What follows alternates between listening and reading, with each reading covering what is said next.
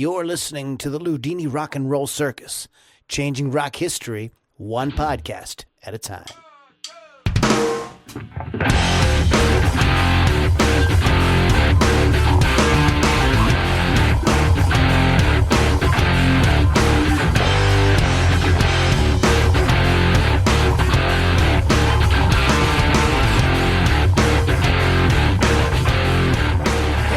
Guys, welcome back to the Loudini Rock and Roll Circus down on the farm. All right, so it is another night in Loudini land, and those of you on Rock Rage Radio, good morning. Happy Sunday morning to you. The church service is about to begin. Yes.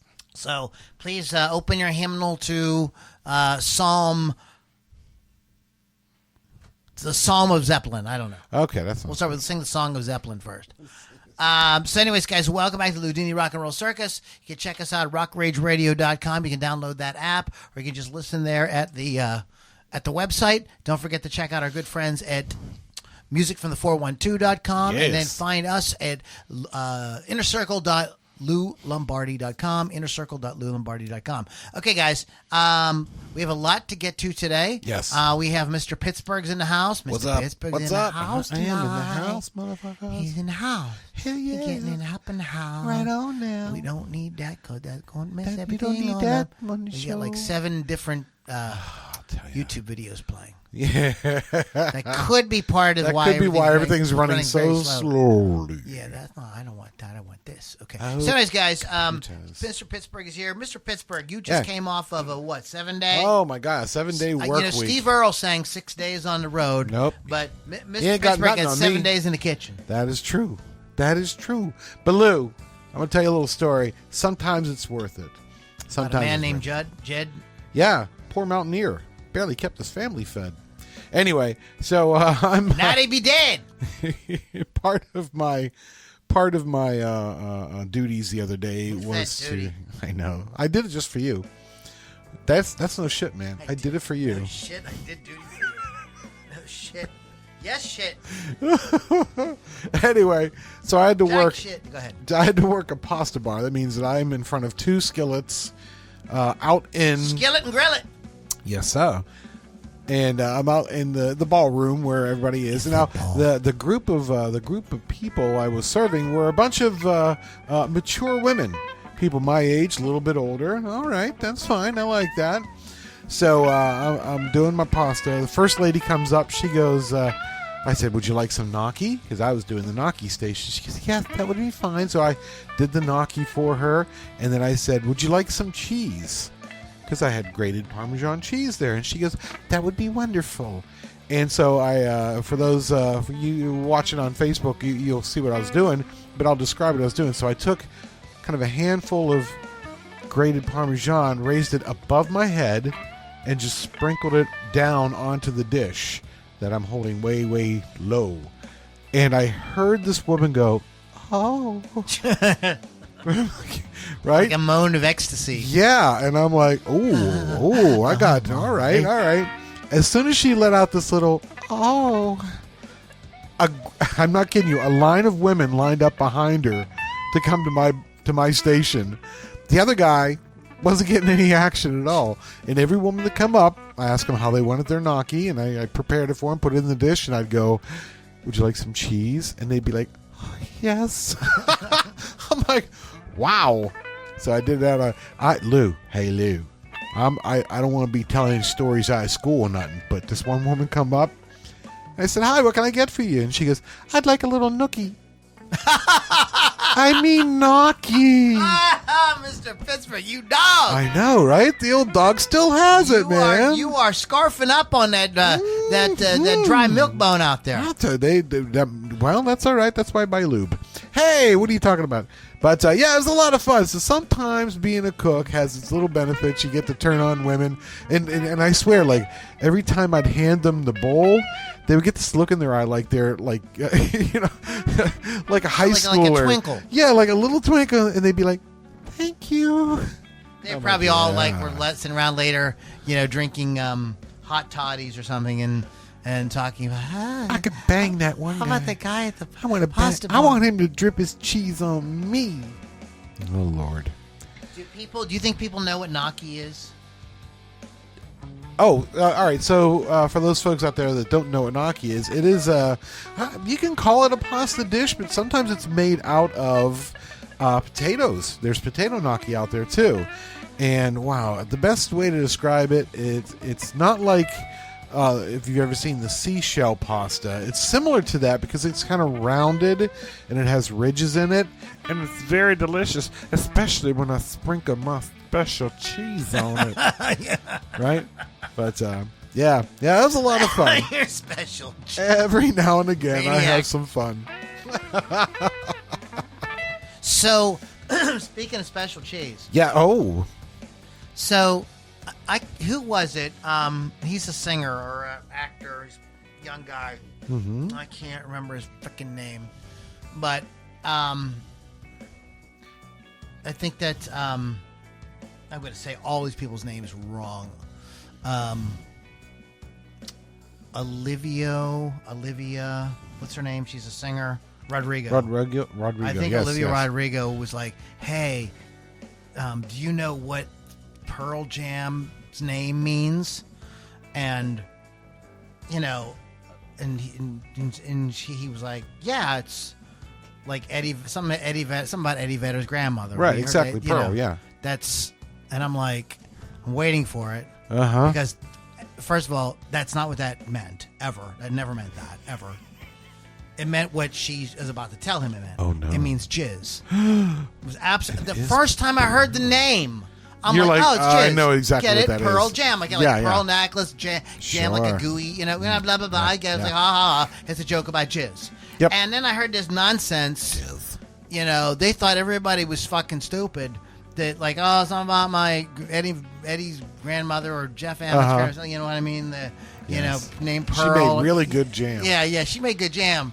She wore a pearl necklace. Oh, she won did. a pearl necklace. That's what she did. Nice. No, Pearl Jam is jizz. Yeah. So, like, if you were wondering, or you didn't know that, like, I think that most Gen Xers The more probably you were know. like, yeah, jizz. Right? Okay, Yeah, sure, Eddie, yeah. your grandmother, whatever. That's nice. Oh, Lordy Jesus. Because we were the guys that, before Pearl Jam, grew up listening to Motley Crue. Right? You know what I mean? We said Yeah. Pearl Jam, we're like, yeah.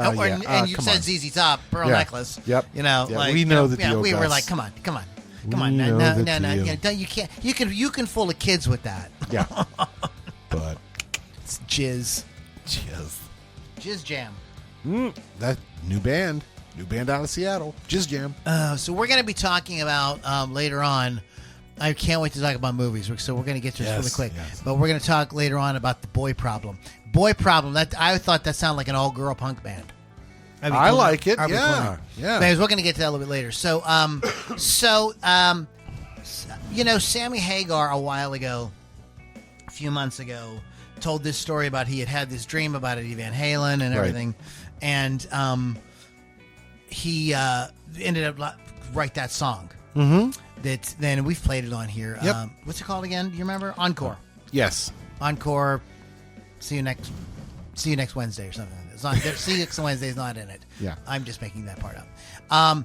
And so he did. So Dave at a recent show, like before they were getting ready to do a Van Halen song, said, he said, my recent colleague of mine said that he had a dream that Eddie came to him and inspired him to write a song. He says, I want to tell you that like last night, I was at the hotel and the ghost of Eddie Van Halen appeared to me, and and he told this whole story. Yeah. And and people thought that he was making fun out of Sammy Hagar. Oh, and yeah. so Sammy Hagar replied like no, he says I think that Dave in his own way was saying that like he feels some kind of communication, in his heart with Eddie Van Halen. And so he didn't take it like that at all. He says he felt like he like it was Dave might even been kind of like reaching out to him. He said they have a weird relationship. Mm-hmm. You know what I mean? Like, I'm going to tell you some stuff about the Beatles later on. I heard a great interview with Gyn Johns, who told some very interesting things about the Beatles. Okay. A little bit later on, but it's like that. Like in those groups, like we don't see a lot of stuff. We see whatever's out there. You know what I mean? Right. And So yeah, so just it was kind of interesting. So you could follow the story in more detail on Rock Feed on YouTube. Yeah, there you go.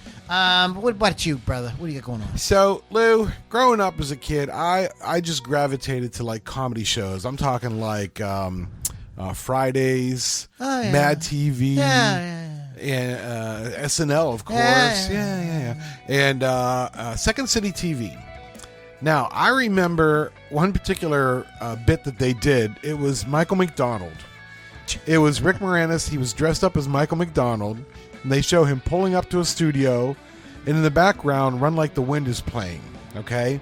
So he runs into the studio, runs past the producers, runs into the studio itself, puts the headphones on. Do you remember this one? Yes. It's fun. And he's a long way to go. And he takes the headphones off, comes out, and he has to sign a contract, but the song's continuing. Yeah.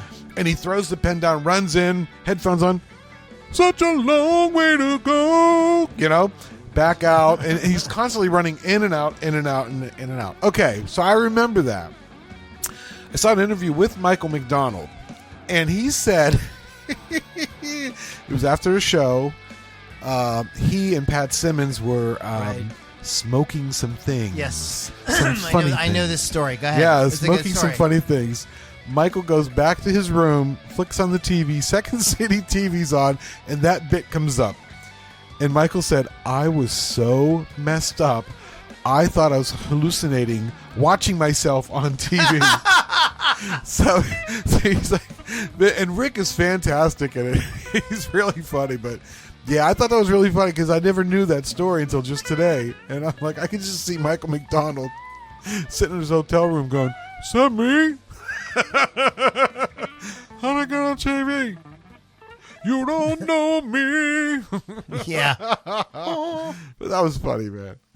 Back to you, Loudini. What's going on in your little life? So I listened to a great interview today with Dweezil Zappa. Oh, Dweezil. I like Dweezil. Andertons Music Company on YouTube. And the captain interviewed him, and it was very good. He talked about, I'm not going to rehash the whole interview for you, because you should go watch it, because it's long. But he talks about being in the family business, and he had a very interesting take on it. Okay. And so he said, you know, the captain asked him, he says, have you ever reached out, because you were friends with Eddie, have you ever reached out to Wolfgang? You two probably would have a lot to talk about. Yeah. Both your fathers were famous and very iconic guitarists.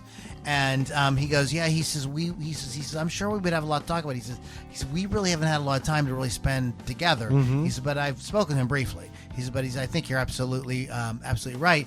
And then they got into, got into the idea that him getting shit for playing his dad's music. Right.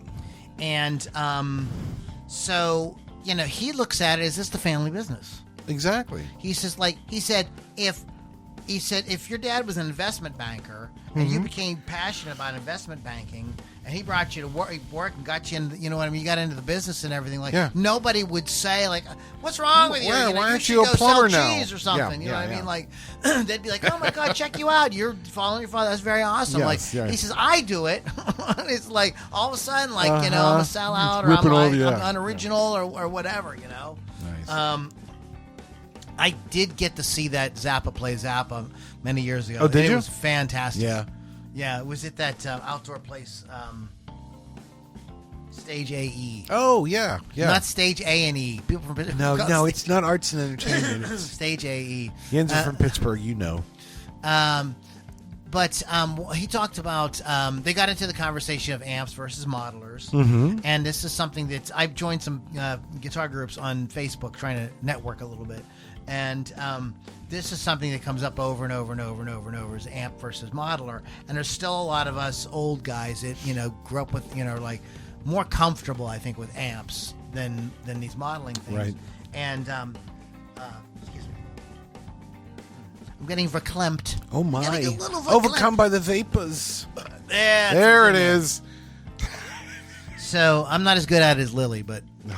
Who is? So, excuse me. So they were talking. So they got into that, and you know they had, as he was playing a little bit, he was playing either acoustically or through a modeler, but he had just come from the Marshall. He just had a big tour of Marshall, and so Marshall paid for him to be on Andertons to talk about their amplifiers.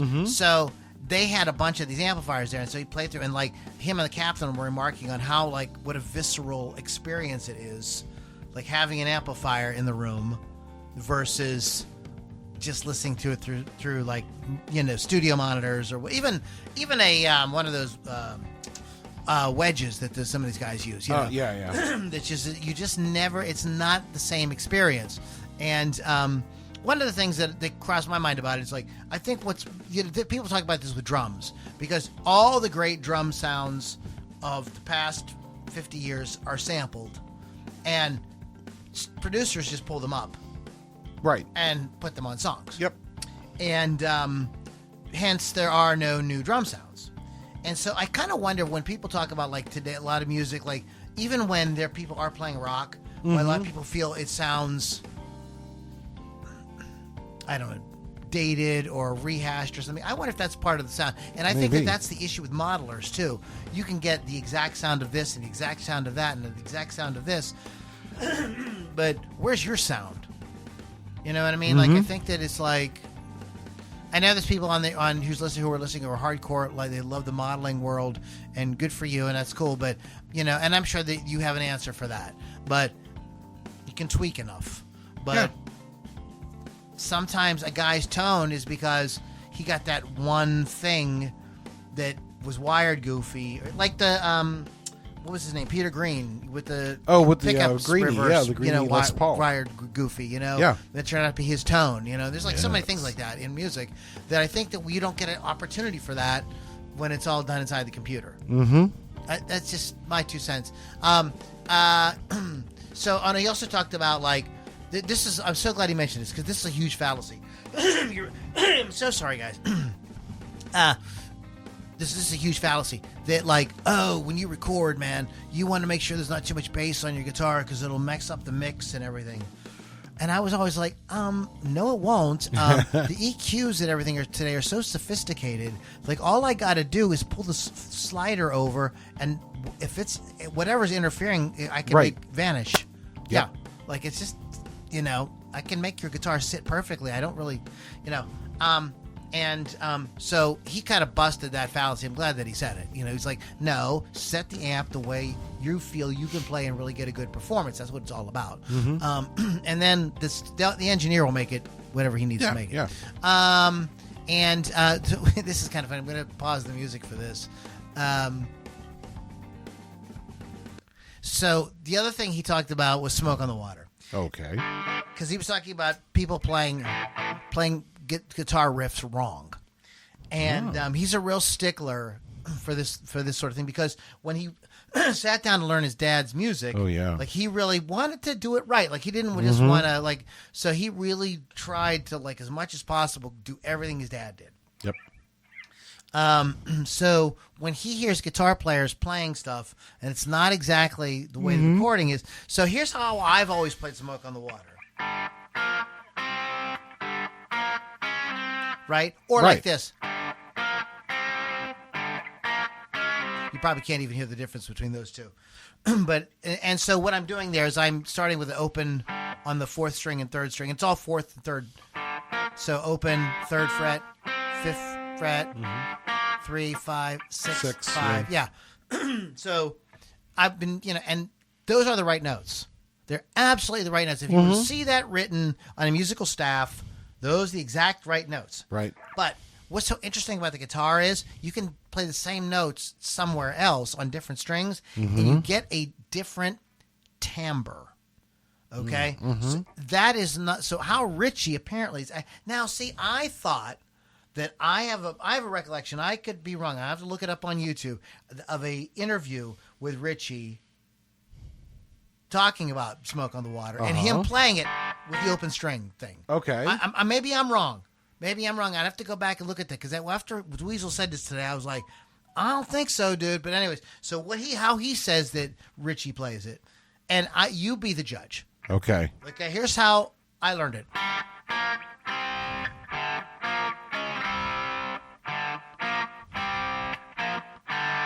Okay. He says Richie plays like this.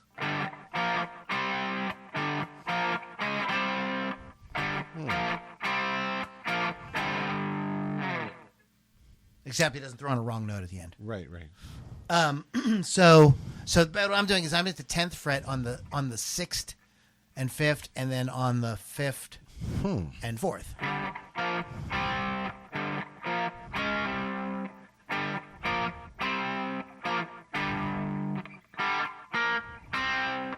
Now, the more I do it, the more I think that the 6th-string thing sounds more right. It sounds meatier. It sounds a little meatier. It sounds fuller. Yeah. And he is playing a Stratocaster with single coil pickups. I'm playing a guitar with humbuckers. Yeah. So that would make sense that he would want a fuller kind of tone. I don't know. You be the judge. You tell me. But that is also your riff of the week. Fascinating. The right way to play Smoke on the Water. You tell me. Yeah. But yeah, it's a cool interview. Find it on Andertons Music Company. Yeah, I didn't know anything about Dweezil Zappa until 1990. There was a TV show called Normal Life. Do you remember this? Vaguely. Yeah, he and his sister Moon starred in it. Yeah, and I just happened to catch it one day. Like I said, I knew nothing about Dweezil Zappa or even Moon. I know nothing. Nine. And I knew about Moon because of Valley Girl, but. I'm watching it, and he's new. I guess he played a musician on the show, and he's noodling around on the guitar. And his little brother or somebody comes in, and they're like, "Oh, that's Eddie Van Halen." And Dweezil's like, "Well, no, it's kind of inspired by Eddie." He goes, "Let me show you." And he played part of Eruption. He goes, "No, that's Eddie Van Halen."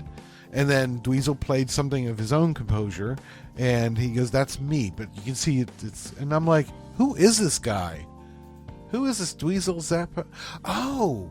I bet you he's related to Frank. And then I was a big fan of Dweezil. I'm like, that's really cool. But yeah, he's talked about Eddie Van Halen calling the house. Yeah, it's like said. No, it's really Eddie Van Halen. So he said he didn't live far. And he came over, and he says Eddie came. And when he came in the house, he came up the stairs, and he had a guitar. And he had no case, nothing. Yeah, just had a guitar. He went everywhere with a guitar. Yeah, I'm going down the street. Grab my guitar. Yeah, when he run down to 7-Eleven and get a pack of cigarettes. Oh, guitar. my God. Supposedly, John Coltrane was so devoted to the saxophone that he took it to the dinner table, and in between bites of food, he'd be like, wow. Wow. So, you guys want to know what it takes. I hate to say it. That's what it takes. It really takes that. I mean, I'm sorry. Like Eddie, what's his name? Randy Rhoads. Same thing. Like all these guys you hear about it. Always has a guitar. Always playing the guitar. Eric Johnson. Eric Johnson refused to be interviewed unless he had a guitar in his hand. Really? Yeah. That's his thing, man. That's his so thing. What do you got? So the vodka's beginning to kick in a little bit here, Luce, and that's good. But it reminds me. Do you remember back in the day? Well, maybe it may still be for you, but back in the day, whenever I get a little, not the gay day, well, I get a little, shall we say, tipsy. No, not you, Yeah. Mr. Pittsburgh. Yeah. You're a teetotaler. Everybody knows that. Okay, good. And so I would end up on Sweetwater or Musician's Friend. Sweet. And with my inability kind of clipped a little bit, I would end up buying shit. I bought guitars when I was drunk. No. I bought pedals when I was drunk. Yes, no. Yes, Lou, please don't. I don't want this to ruin your opinion of me. Don't judge me. Don't judge me, Don't Lou. judge me. But yeah, there's. I was weak. There's a lot of times I do.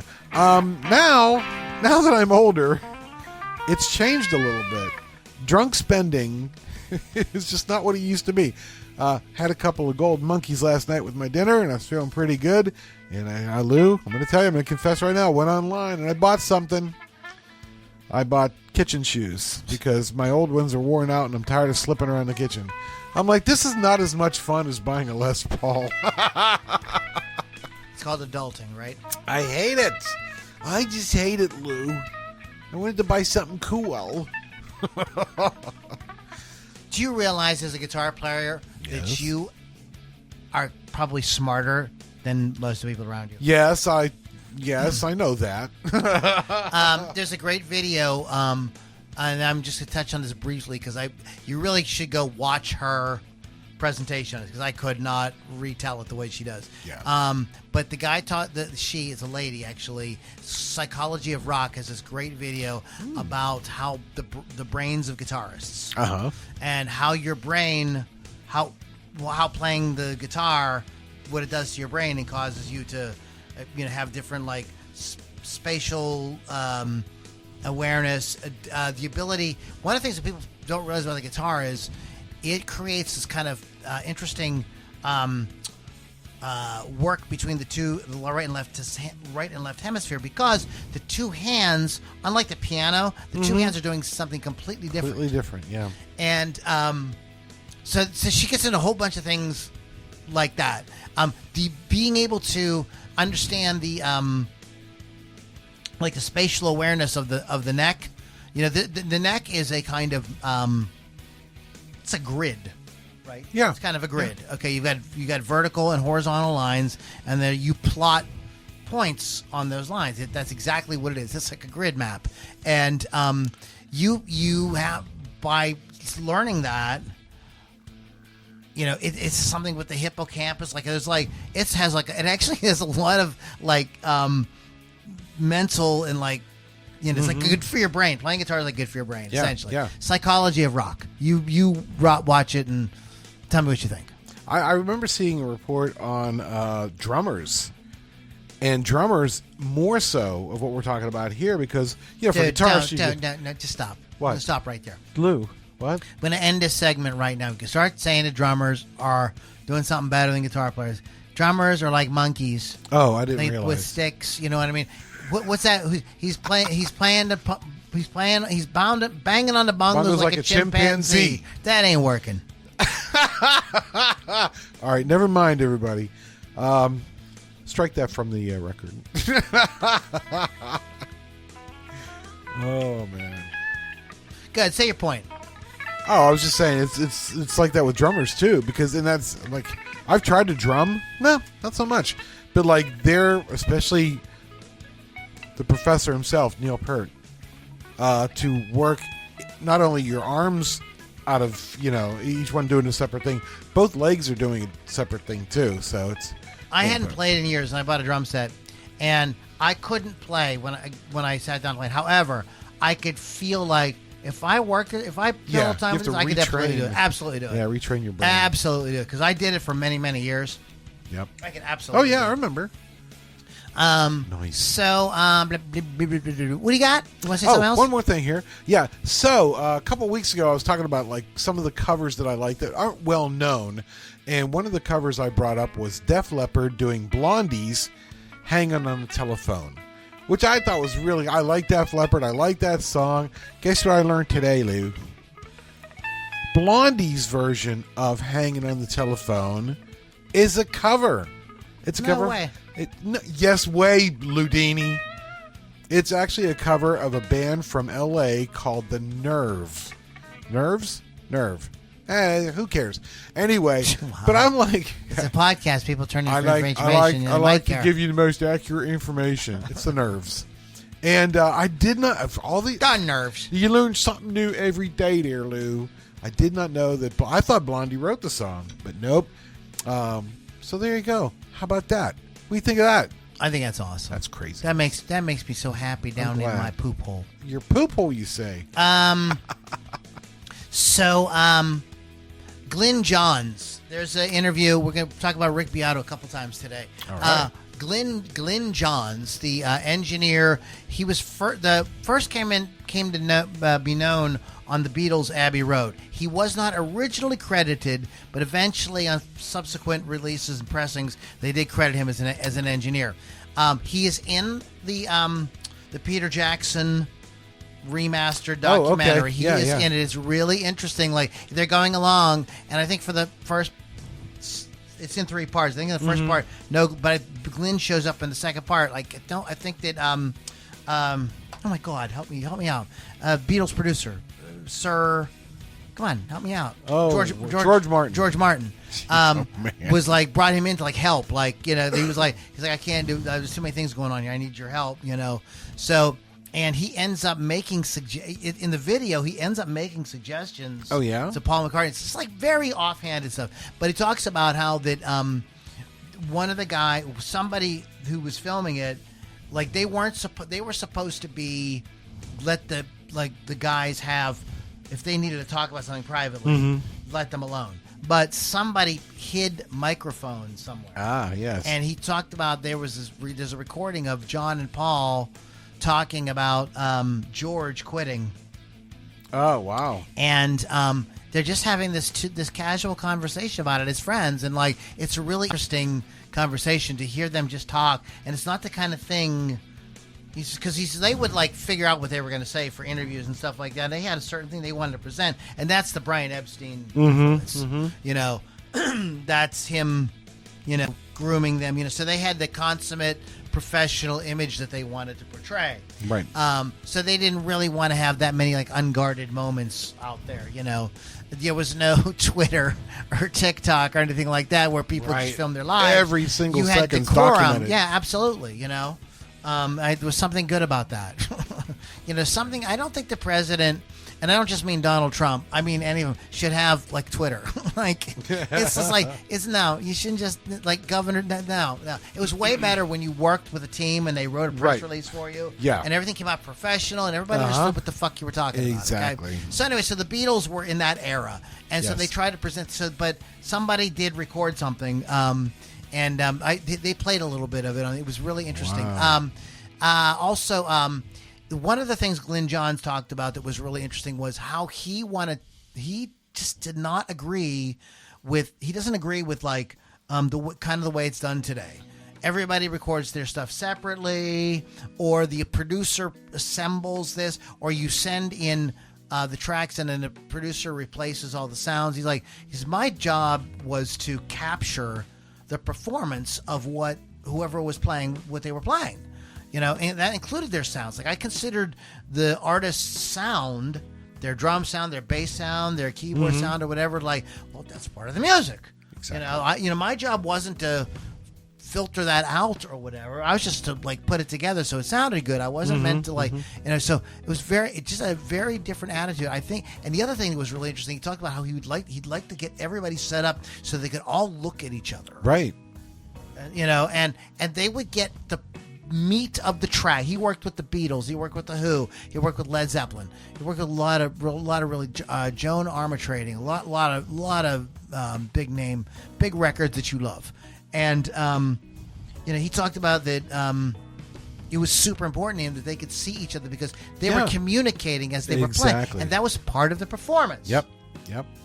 And you know, and just again, this goes back to what I was saying earlier about the sounds and everything. It's just like I think this is part of what's missing. I think we're gonna have to get back to something like this in order to get music to sound right again. My opinion. Yeah, where everybody's together. But this is on Rick Beato's channel. It was just released a few days ago. I started, and I'll talk about it next week, an interview he did with Brad Whitford and Joe Perry. Oh yeah, I haven't seen that yet. Yeah. I'm about half an hour into that. Excellent. All right, we'll get that up. We'll talk about that next week. But yeah, just a lot of great information about the different characters in these bands and like how they handled themselves in the studio. That's cool. And you know, he talked about because Rick Beato was asking like, how did they play with Keith Moon? Like, because he was such a crazy man. He's what Glyn's take on it was that John Entwistle and Keith Moon had found a kind of groove together. And he insinuated that probably Keith probably wouldn't have been able to play with any other bass player. Wow. Keith, you know, like they had a thing. Ooh, yeah. You know what I mean? Then it worked that way. It jived. You know? Yeah. Oh wow. You know, and then he mentioned his friend Kenny Jones stepping in. He says Kenny was just not happy in that gig. It wasn't the right gig for him. He didn't play like Keith. Right. He said he's a good drummer, but it just not was what he did. Yeah. You know, wow. So it's interesting. But you got another thing? I do have one more thing. It just popped into my head. So Hey Lou, I don't know if you know about me. I'm on the TikTok there, and I like to see the TikTok. There was a TikTok of, I guess it's a show maybe in England, and it's called The Guitar Repair or The Repair or something like that. And I'm watching it, and this guy brings in this very strange case. It's a guitar case, and the fellow that's the repairer, he goes, "What you got here?" And he opens it up, and it's a P bass. It's a Fender P bass. And he goes, "Well, this bass belonged to my dad, and I want to get it kind of repaired so I can learn how to play bass like my dad." And he goes, "Oh, that's really cool." He goes, "Yeah, my dad was in a band, maybe you've heard of it, called Hot Chocolate." Well, of course, we've all heard of Hot Chocolate. Everyone's a winner, babe, right? Right. And so I'm like, this is really cool. I'm like, wait a minute. Hey, Lou, you know me. I'm skeptical. I'm like, is this guy really Tony Wilson's son, right? And so I go to the comments, and they're like, Tony Wilson was left-handed. That's a right-handed bass. The kid also said, this is my dad's only bass. He had no other basses. This is the only bass he played, and it was well worn and stuff like that. Okay. And I'm like, wait a minute. Tony Wilson was left-handed, but this is a right-handed bass. What's up with that? So I go to check out some of Hot Chocolate's videos, and there's Tony Wilson playing a left-handed white Rickenbacker 4001. I'm like, wow, I'm calling bullshit on this. Right? So, hey Lou, yins know me. I know yins. I deep dive into this, okay? You're a deep diver from way back. Turns out... Holy deep diver. Turns out Tony Wilson, the bass player for Hot Chocolate, was right-handed, and that was his only bass. And yes, that is his son. And he wanted the bass repaired because he said, oh, my dad lives in Trinidad now. Look that up. Yes, indeed. Tony Wilson now lives back in Trinidad, which is where he's from. But I'm like, what's up with the left-handed white Rickenbacker bass? Deep dive. Found out that Tony was not their only bass player. The other bass player was Brian Satterwhite, and guess what? He's left-handed. So the videos, I was able to bust that myth. Myth, not muff. Myth. I was Bust that muff. Bust that Bust that muff. But yeah, and it was really cool because they did repair the guitar, and the kid, he was like in his probably 20s, 30s or something like that. But he was going to go and learn how to play it, and I'm like, well, that's cool, man. You get to play your old man's bass and stuff. That's awesome. All right, that's it for me. Back to you. We're going to hit a serious thing here before we get into movies. All right. So there's an issue, and this is coming to a head.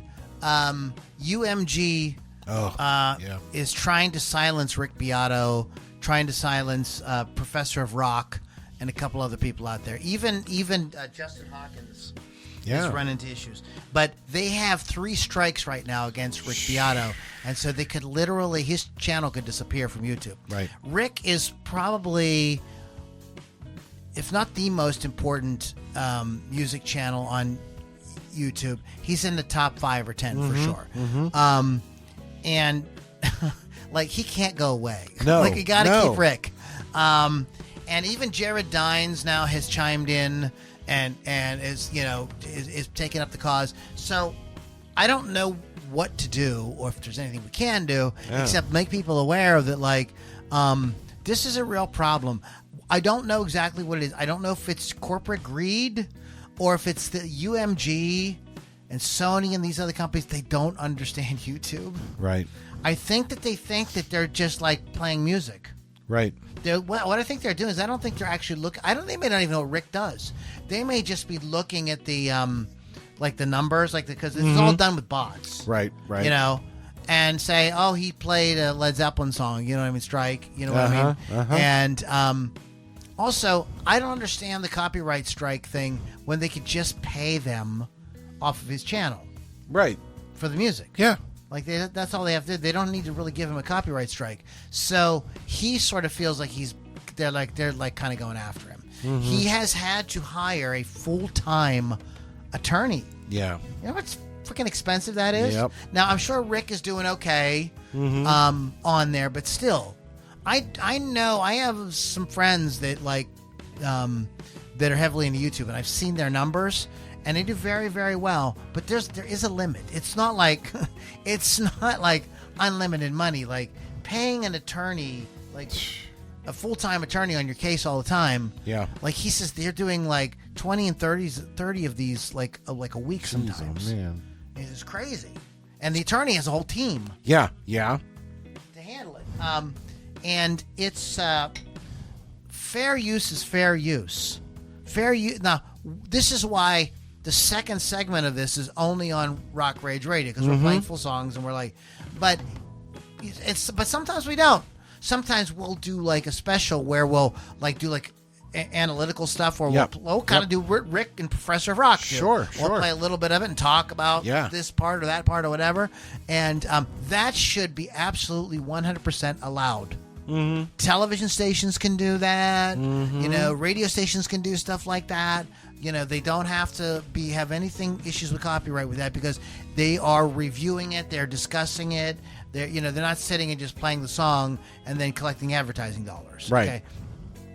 So, I'm not sure what I'm hoping is, with this bubbling up and bringing more and more and more attention, and 3 really big music channels are involved in it, I'm hoping that like enough attention comes to it that like there can start to be some sort of like sanity brought to the situation. Yes. Because it's unfair. It's absolutely unfair. It's unfair to like Rick. It's unfair to podcasts like us as well. We should be able to do, one of the things Mr. Pittsburgh and I love to do is to sort of like play music and then kind of like discuss it and like, stop. Hey, what's that thing he's doing on the guitar or whatever, you know, and maybe talk about the lyrics or whatever. And it's really tough to talk about music and not be allowed to play any fucking music. You can't play the music. Yeah. It's crazy. It's fucking crazy. Yeah. Okay, so the rant over. So we're going to spend the last part of the show today. First of all, don't forget to go to rockrageradio.com. Don't forget to go to musicfromthe412.com. And don't forget to come and hang out with us on our private Facebook group at innercircle.loulombardi.com. And I forgot to mention, I keep forgetting to mention, and that is, we go live. Yeah. This is what you're hearing right now is being done live on Rock Rage Live on Facebook. Yes. So you could chime in and say, Loudini, you're full of shit, or you got that wrong, or hey, Loudini, I agree with you. Shut up and let Mr. Pittsburgh talk. I would like Mr. Pittsburgh to put some cheese on my pasta. Have Mr. Pittsburgh whip out some of that cheese for us. Mr. Cheeseburg. That's me. Mr. Cheeseburg. So don't forget to check us out there at Rock Rage Live on Facebook. Monday nights, 9 p.m. So, yes, all two of us, both of us, saw good movies this week. Yeah. But I'm going to let you go first because I've been rambling. Okay, all right. So let's discuss this gem. This is one I watch at least once a year. And it was that time of the year, people. And that would be the Eddie Murphy, Nick Nolte, buddy cop, I'm making air quotes, film 48 Hours. When did this come out? 1982. 1982? 82. Yeah. Wow. And, folks, 1982 was a much different time than we were only 2 years out of the 70s. Yeah. But it would be politically incorrect today. A lot of racial slurs and stuff. But directed by Walter Hill, who's a fantastic director. We're going to talk about a couple things he's done. But go ahead. But just watching it took me back to 1982 and just how, in some ways, was a much simpler time. Great cast: Nick Nolte, Eddie Murphy, Annette O'Toole. She's beautiful. David Patrick Kelly. He plays a dirtbag. Yeah, in a lot, and James Remar is in it. David Patrick Kelly's famous line is, "Warriors, come out to play it." Oh, Brian James, yeah, he's great. He's in lots of. He's in with Harrison Ford, Blade Runner. Yeah, yeah. But and you know what? The film holds up. It really. I literally laughed out loud all the time. Do you know that James Remar was originally cast as Hicks in Aliens? Really? Yeah, and he was such an alcoholic. They fired him and brought Michael Biehn in at the last minute. Really? I didn't know that. Michael Bihn's great in that. He plays such a good bad guy. But David Patrick Kelly's fantastic. Yeah, it's really good. This movie was not Eddie Murphy's first foray into feature films. No. But it was building up. You know, I think the first one was Trading Places, right? I believe it was. Yes. And but 48 Hours was a movie that you meet Eddie Murphy. He's in his prison cell, and he's singing. He's got his Walkman on. Walkman. Okay. Do we need to tell the kids they know what a Walkman is? Walkman was a portable cassette tape player. Just saying. But it had such great. For the time, Herbie, the sound was one of the incredible. people that really came out and really pushed that for Sony was Herbie Hancock. Yes. Because he was like, oh my God, this thing sounds so good. And he's literally in the commercial. He was like, I think he would have done commercials for free. Like he's talked about it so many times about what a revolution in music it was. Yeah. But in any case, so he's listening to, you can tell he's listening to the song Roxanne by the Police, and he's singing in this very obnoxious voice, super like at the top of his lungs. And that's how you meet Eddie Murphy, right? For the first first time in his movie. It is a they are reluctant partners. Yes. But by the end they kind of reach a truce. Yeah. And kind of an uneasy sort of like, okay, you're all right, kind of thing. It is absolutely hilarious and could not be made in 2025. Nope. Maybe in 2026. Yeah, we'll see. As things are going. I mean, have you ever watched Kill Tony? We might be getting back to this. I hope so. Everybody needs to just calm down and relax and laugh. So, I saw... Look. Yeah? When it comes to genre films, sci-fi, action, Oh, you horror, saw this? It's coming up now? You have to. Let's talk about it. Okay. I have not seen it. When you see, they're. No, no, it's over here. I see. You can see a lot of it coming.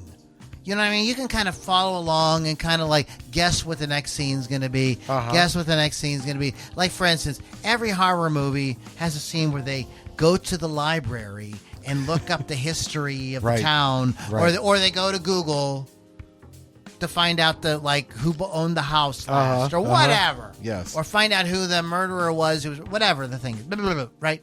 Yes. And there's these like tropes.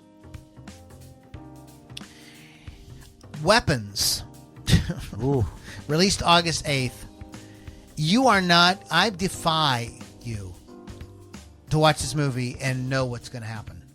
Oh, okay. I mean, we're sitting there watching this movie going like, I honestly don't know what's going to happen next. Like, it was such a great feeling. Nice. You were like, I was in heaven with this movie. It's very it's very intense. It is a thriller mystery. It's a horror movie.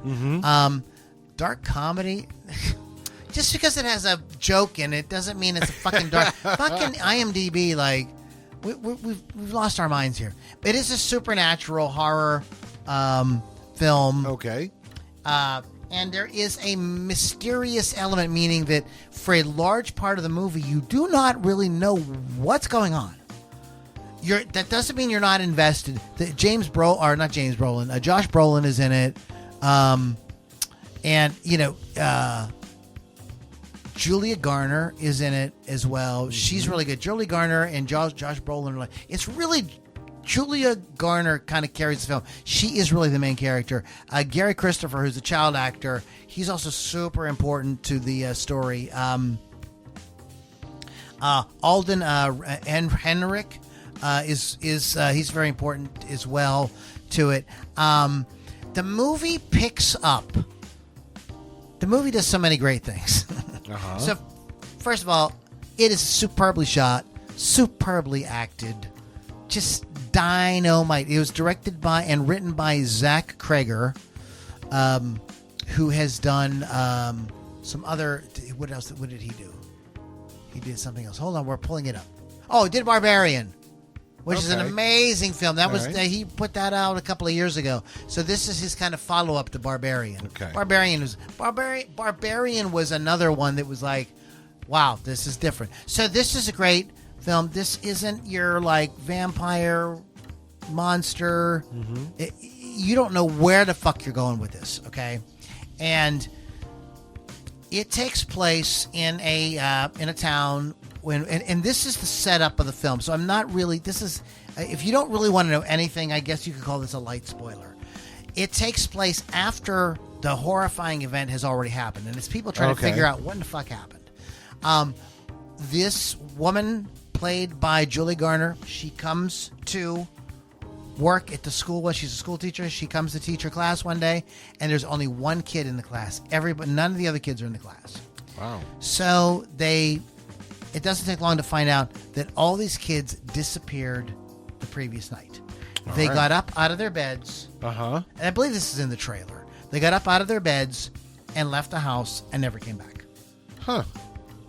All except this one boy, Alex. He comes to school. He's there, but nobody else does. Oh, Amy Madigan is in it. Oh my God, you won't fucking. The whole time I'm going like, who is that? Who is that? I know who that. And I had to pull it up. But Amy Madigan is Ed Harris's wife. Yeah, she's in this, and you like kind of won't even fucking recognize her. Benedict Wong is in it. He's in the Avengers. He's really plays a completely different character. So it shows that he's definitely got a range. But so you don't know where. So the whole movie is like, what happened to these kids? Like, why did they leave? What's going on? And they know the time that they left because in modern day now we have these homes. Well, many homes are equipped with cameras. Oh, cameras! And they give you the time, and the kids all left at 2:17 a.m. Interesting. So you're going like what's my first thought about that 2:17? What do you think my first thought was when I heard 2:17? I don't know. The Shining. See, I wasn't sure if it was was 2:17. In the book it's 2:17. The book it is. Okay, yeah. The movie it was something else. Interesting. So it is. But anyways, so the whole movie, and so you get, and they do a very cool thing. It has different chapters. Okay. And the first chapter is called Justine. That's Julia Garner's character, and you see events from her perspective. Okay. And this is a little bit of a spoiler. I'm sorry. And then you get Archer, and you see all the events from his perspective. And then so they do that sort of thing for a while. Okay. And then eventually, kind of all starts to gel together.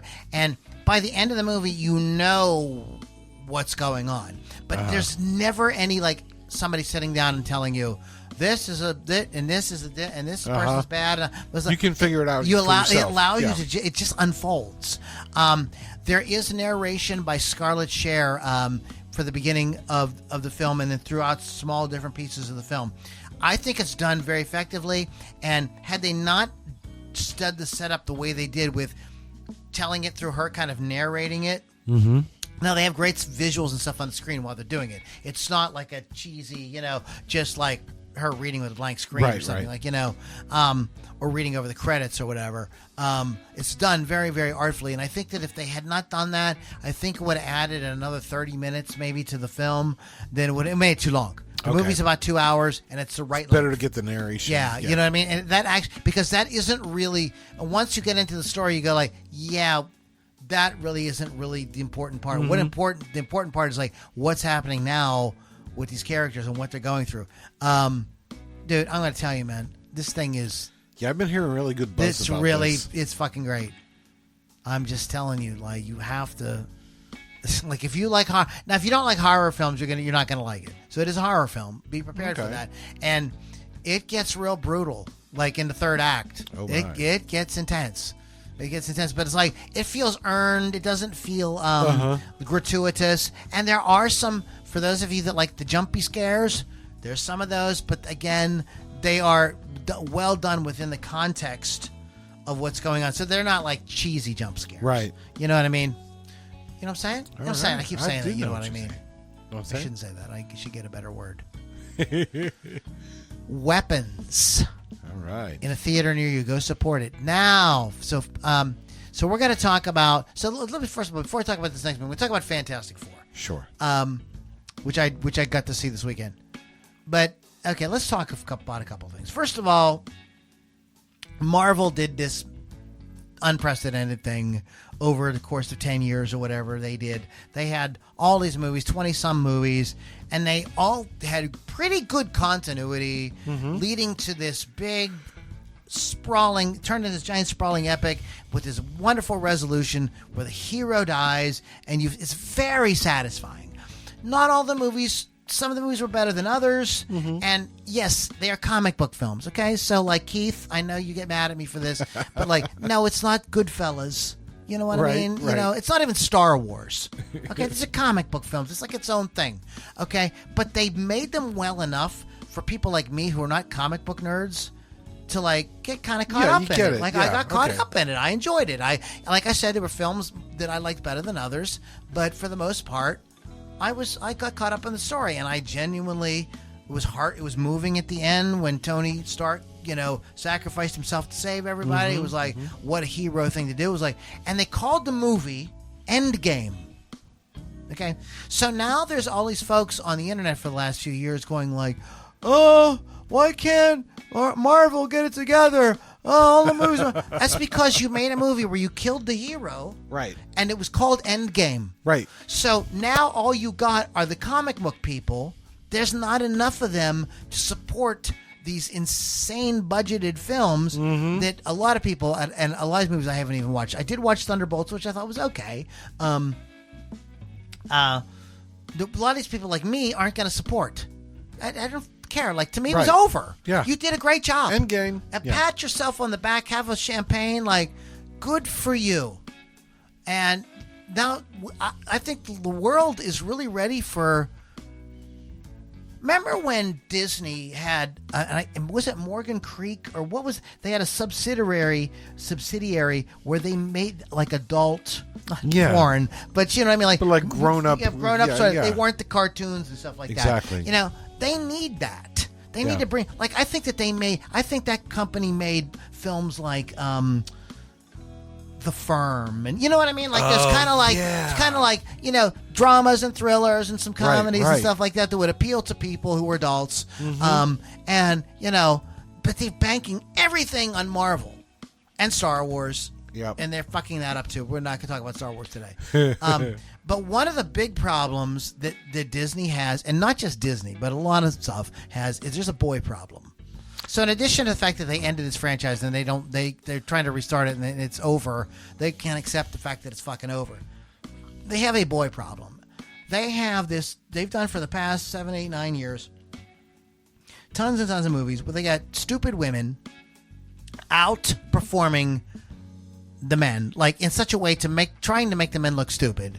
I mean, the She-Hulk thing is just, come on. Like, Captain Marvel was terrible. Even though that was part of that MCU thing, it was like, really like, she was like, it was like, she even went on, Brie Larson even went on the circuit and said, well, this isn't for men. Like, men shouldn't come see this movie. Like, what? I mean, you realize that it's boys that bought all the fucking comic books? I'm sure, ladies... Sure. There's some comic book collectors out there, especially in 2025, that have vaginas. I get that, but you said vagina. Most of the people who were into comics are boys. Yeah. Okay, and it alienated men.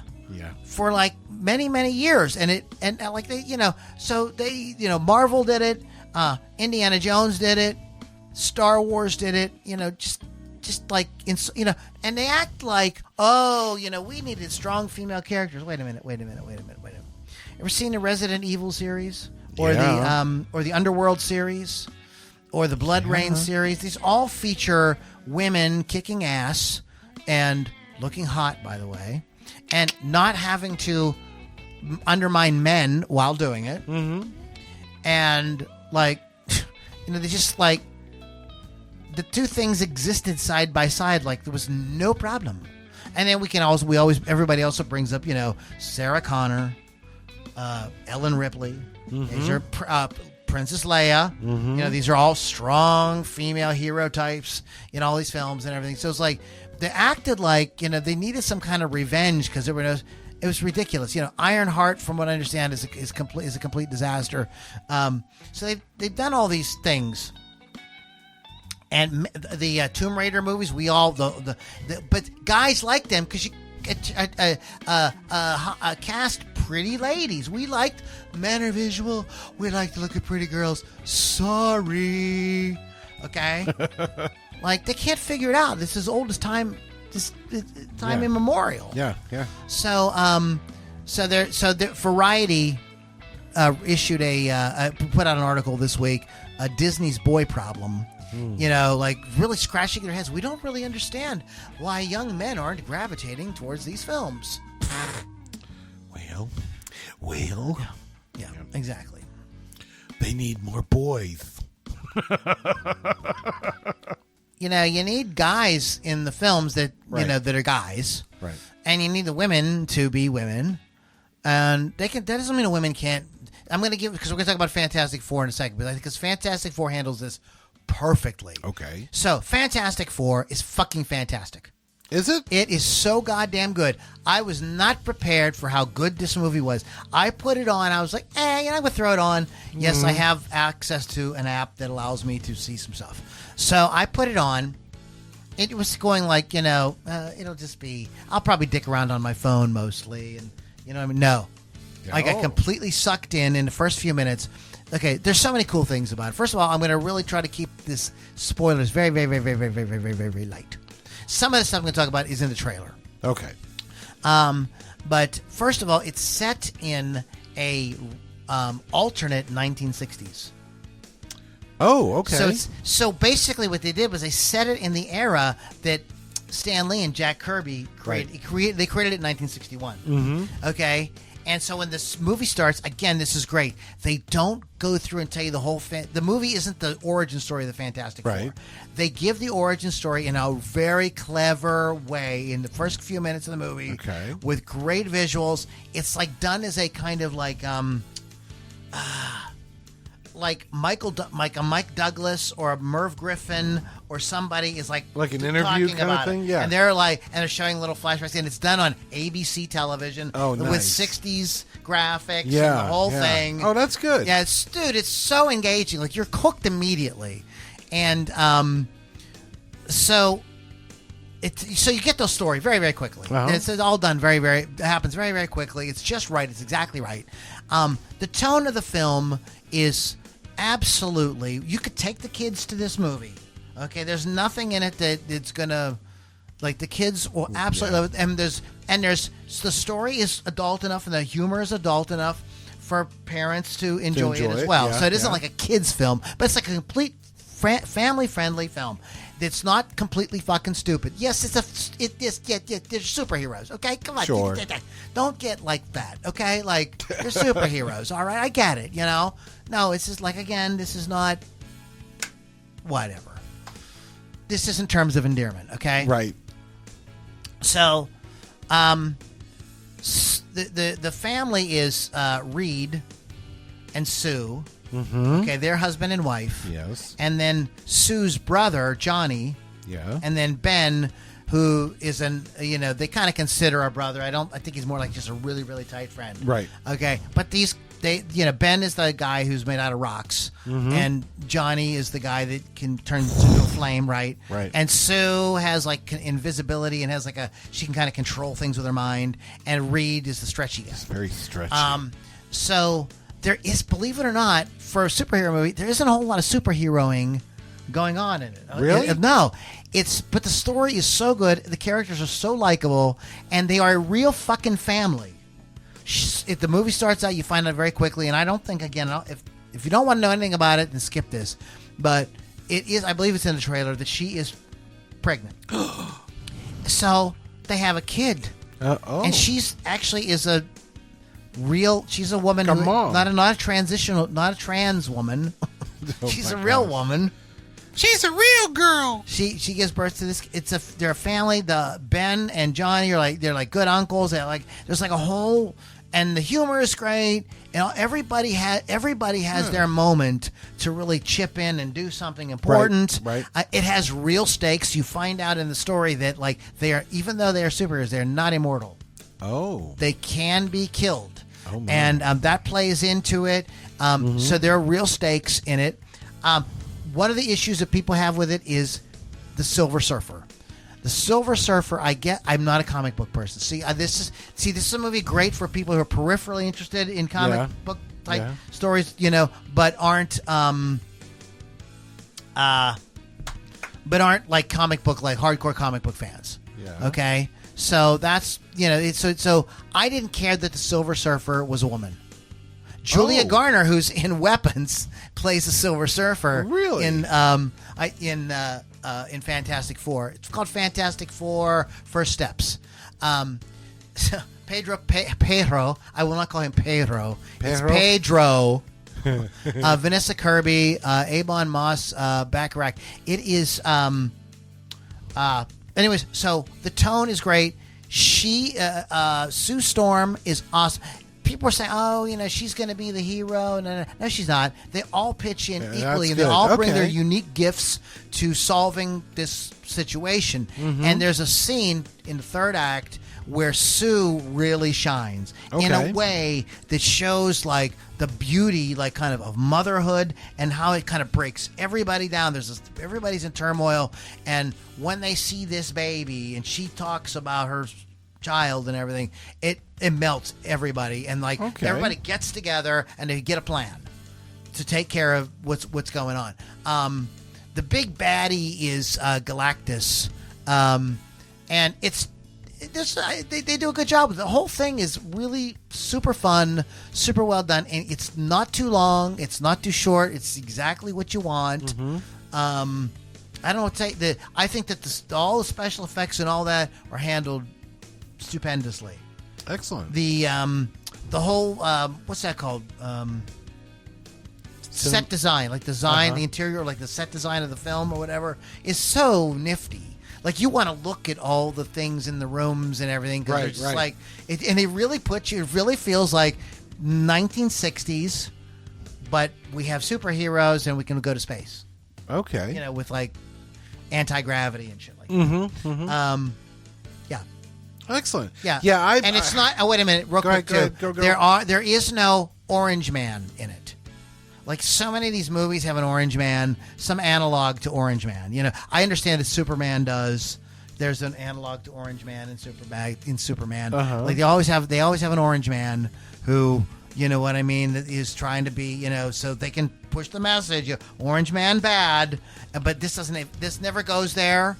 You're not gonna have to answer any weird questions from your kids like, Daddy, why was that man wearing a dress? Like you're not gonna have any of those questions from your kids.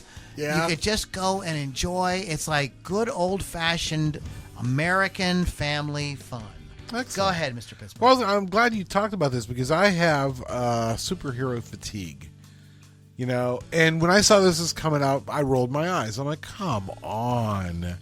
But just from what you told me, the whole premise is in the 60s and nothing's forced on you. Everybody works together. I'm going to have to check this out. It feels like a throwback. You know what? It reminded my favorite Marvel movie of all of them is the original Captain America. And this reminds me of that. It's kind of got an old-fashioned kind of. It's set in an old-fashioned kind of scene, and it is kind of old-fashioned values. Cool. It's a real family. They've got a kid. Like it's all stuff you relate to. You're like, yeah, you'd want to be worried about your kid. Like, you know what I mean? Like it's. I don't know. Like I just think it was just super well done. Is it faithful to the comics? I don't know. I don't read comics. No, I don't care. I found it fun. It does have a 7.3 rating. That's pretty good. Which is very good. Also, people are on YouTube are saying it's tanking. It did not tank. It's absolutely is profitable. And by the time it's all done and everything, it's going to end up making a lot of money. What I wish they would do with this, though, they're trying to immediately crowbar it into some Avengers nonsense. Uh-huh. They need to just make another Fantastic Four movie. Right. I think if they want to do a trilogy, these actors, the way their chemistry and everything is so damn good. They could really make 3 solid movies. It would just be super fun. Like this with the same to do this. Anyway, so that's it. There you go. So there you go. So movies this week. some music this week. I hope you guys had a good time. You can go to rockrageradio.com. Yeah. You can, like I said, you can always download that free app, or you can just listen right there. Speaking of you guys on Rock Rage, you're listening on Sunday morning. We're going to come back and play some music for you here in a few minutes. But wanted to wrap this up real quick. Don't forget to check out music from the 412.com. That's a great website for Pittsburgh-centered original music. Shows, stuff like that, and you can join us in our personal private Facebook group at innercircle.loulombardi.com. That is, we spent a lot of time in there lately talking about guitar stuff. I've been posting just a lot of funnies. Yep. Different in memoriams when folks pass and things. Unfortunately, that's becoming more of a thing. I know, all the right? frickin' time. That's sad. So things like that. But some guitar lessons and things like that. I get in there and mix it up with you guys. So you can check that out as well. Nice. Don't forget to check us out on Monday nights on Rock Rage Live on Facebook. Yes. Mr. Pittsburgh, is there anything you would like to add before we close? Come visit me on the old TikTok there. Just look for @PittsburghKevin, all written out. You will find me and my shenanigans. And sometimes I'll make you laugh. Sometimes I'll make you cry. Yeah. But anyway. All right. And guys, you guys listen on Rock Rage. We're coming right back with some music. Stick around. The rest of you will catch everybody in the next Loudini Rock and Roll Circus. See ya!